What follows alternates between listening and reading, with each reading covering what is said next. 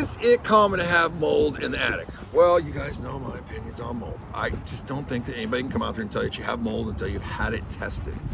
But we do find oftentimes that there is discoloration in the attic.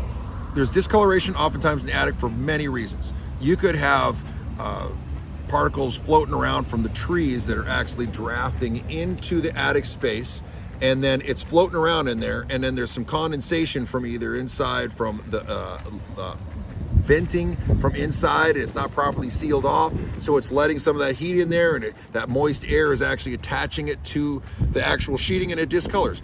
You could have sheeting that's got discoloration on it because it laid out in the dirt during construction.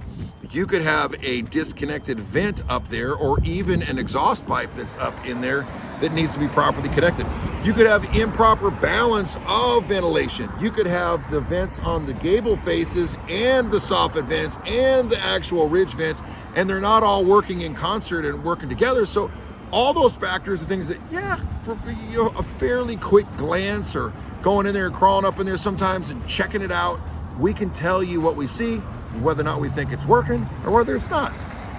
I would say in most cases, most of the stuff's probably treatable. It's just something that the vent fell down, or there wasn't proper ventilation, and now they got a new roof and it does have proper ventilation.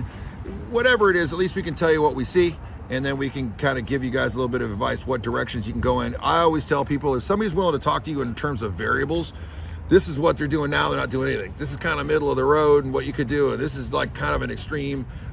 You can then figure out where you fit into that and allow you to make your own decision, and that's the key.